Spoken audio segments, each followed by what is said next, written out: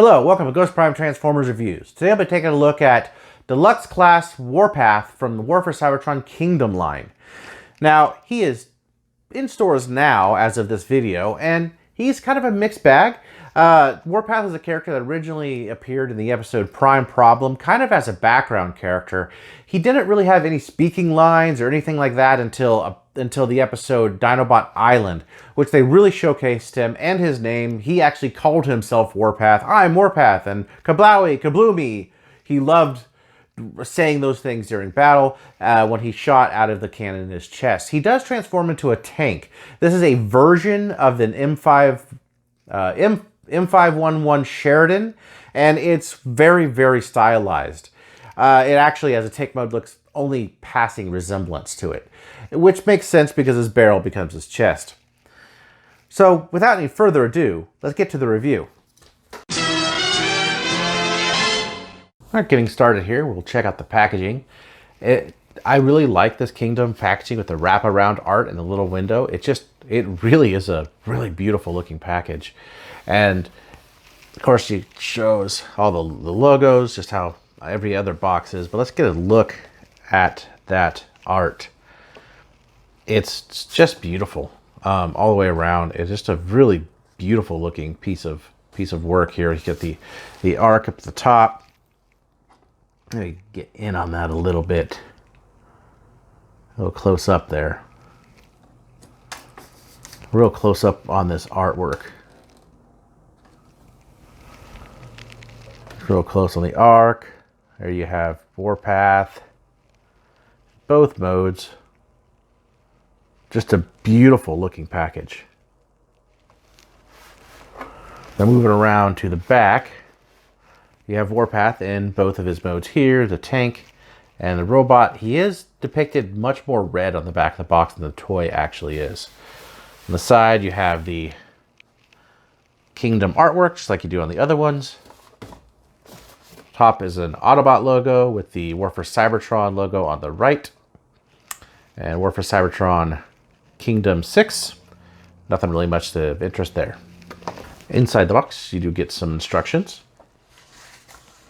which are quite large for his little size, and depicts some really clear way to transform him. And I love the green. Of course, it comes in a cardboard backing, and also, as with the other ones, make sure you look back here and don't throw it away before, because that's where his little lower glacis plate is. And he does have a card. Now, my card, I got another Black Arachnia, which I already have like 3 of these. Which is really annoying, 3 or 4 of these. And of course you could peel it off. And there's what we see under. If you'd call it an accessory, the lower glacis plate, which doubles as a shield, which is what I was mentioning, is in that little cubby in the back. It's got some nice sculpted detail on it. Kind of both ways. Like in the back's really nice. It does have one of those little ports here that all Kingdom would have to have some blast effect pieces attached to it. Like so, like he's getting shot there. And of course we have the figure himself. Now Warpath has some really nice detail on him. This actually goes in a little bit. And looks very much like his cartoon model. He is actually highly painted, being this whole red piece being painted here. And these are actually painted. The treads are actually completely painted white. Kind of the cartoon depiction of them. Kind of off-white, I guess, more of a gray-white. So is this, even though it is molded in white plastic. It is also painted. So they painted and molded it in white plastic, and they could have maybe done this in red so this didn't show up so much. Same with the arms. That is something that I really wish they would have done. It also makes this peg here for the blast effects show up quite a bit. But he has a nice looking head sculpt. And just really, really nice sculpted detail kind of throughout him. All the way around, it's got some really, really, really good detail. And cleans up rather nice. This cleans up really good. Definitely looks like his cartoon depiction. Now he does come with, like I said, this plate here, which goes on his arm. You can't really put it anywhere else. There's 5mm ports here, and you can put it on his other side. It doesn't really fit anywhere else. Maybe his legs, sort of. It kind of just goes on his arms, which does limit his posability a fair bit. But overall, he's not too bad. Before we get into some articulation, I want to do some comparisons. So let's compare him to his animation model. Here he is with Deluxe class Bumblebee. So you can see he is a little bit taller than Bumblebee. Here he is with Deluxe Black Arachnia, his wave mate. She's a little bit taller than he is. And I believe this was Classics, might have been one of the other generations, but this was the go-to for Warpath for a long time. And actually, I still really love this figure. I still think this one's much better than this one, even if it's not cartoon accurate. It's definitely a stylized depiction. But the red is very similar, not quite the same, but they're very close.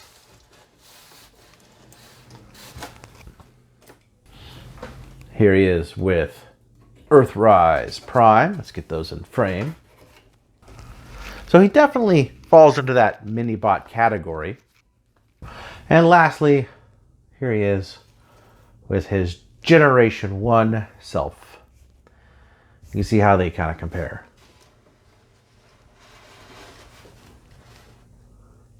It is a decent update, for sure.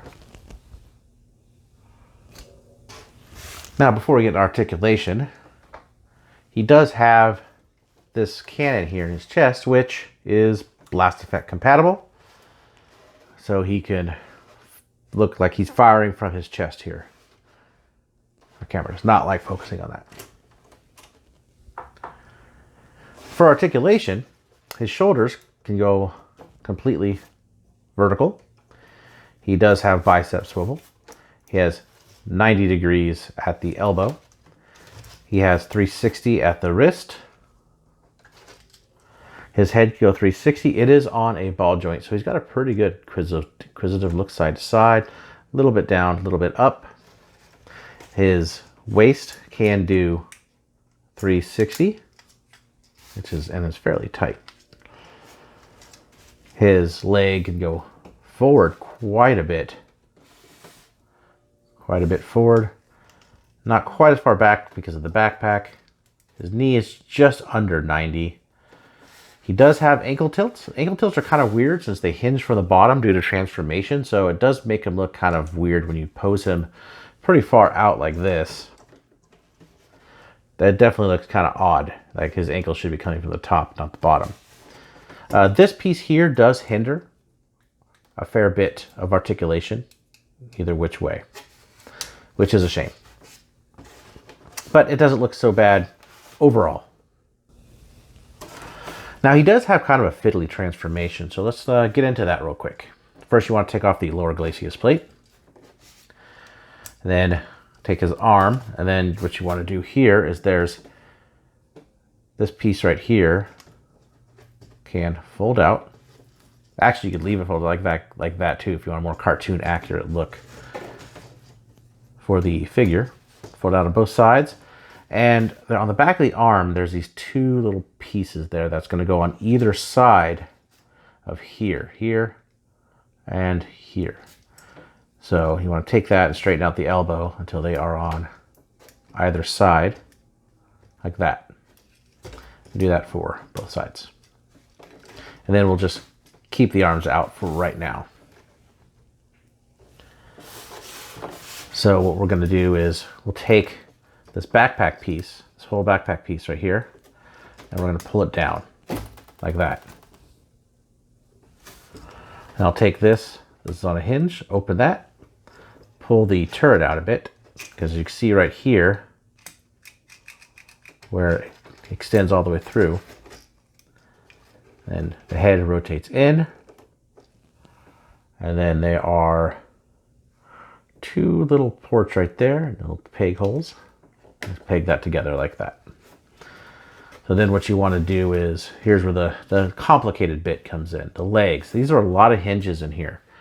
And this piece back here is on a hinge as well. So let's take this first, straighten that piece out. Then I want to take this whole piece and rotate it like this. Then I'm going to take the leg section from this hinge. There's three pieces on this hinge. Rotate this out like that, so that'll expose this piece.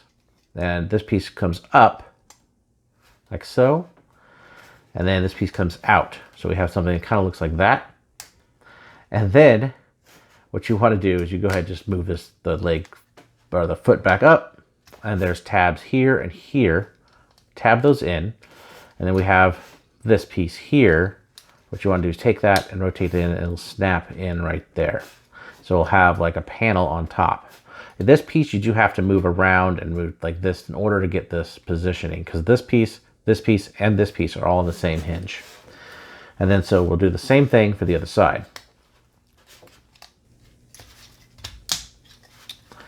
And now we got the other side done too. You'll see there's pegs here, here. Now this moved up a little bit, here and there.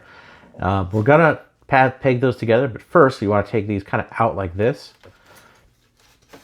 So we'll take the arms, move them in, and there's a little tab right there. I'll get that in close. The arms will tab like that, on either side. And then tabs here on the treads, kind of push those together.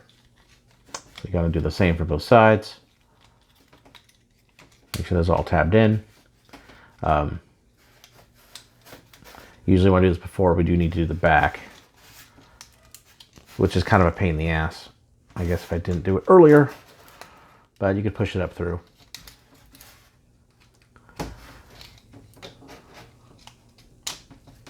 And then open this. This is kind of a bitch to do for me. It never stays. I always have to reset it after it's a tank. Anyway, so we're here. Get the turret out of the way. So, and then you just kind of press it together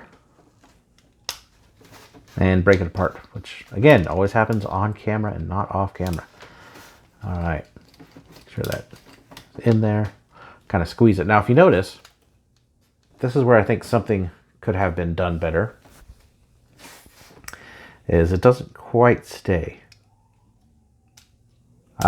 This whole thing could have been done better. It actually doesn't look terrible as it is, but that's where this comes into play. Now there's these 4 pegs on the underside. There's 2 in the front here, and there's 2 in the back here.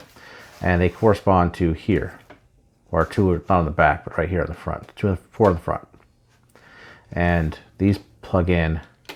Just kind of line them up. And make sure you squeeze it together and plug it in. So it actually fills in that gap, which is a good addition aesthetically. But I feel they could have done that better. Anyway, you have his tank now.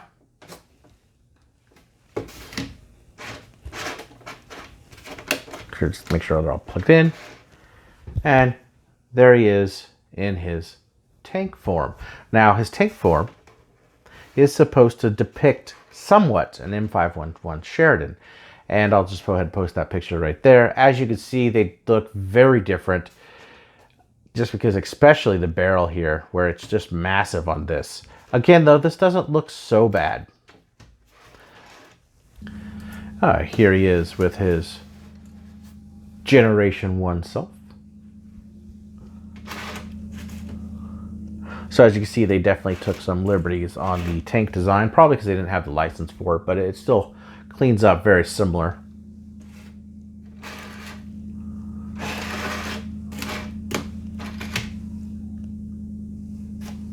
Here he is next to the Generations Legends offering.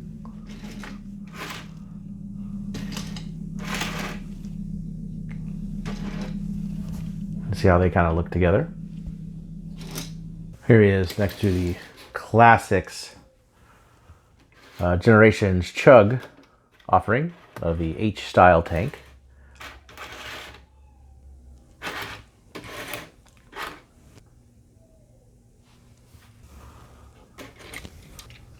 And here he is with Netflix Bumblebee.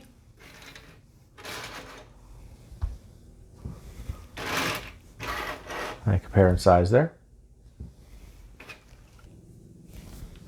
Now let's just check out some quick detail on the tank before I get to my final thoughts on him. The tank mode does have some really nice details. Of course, this does show up. The white plastic shows up quite glaring here. I think they really could have molded those pieces. Otherwise, he's got really good looking details on him. They went really far with this sculpt just to try to get it all nice and detailed up. The paint actually matches a little better in person than on camera. It's not too terrible, but he definitely is a nice sculpt. As for articulation in vehicle mode, he does have a rotating turret that you can rotate 360 degrees, and the barrel can go up and down. And you could, of course, add those blast effect pieces to him, but it won't hold it up because it's not super tall. There we go, right there.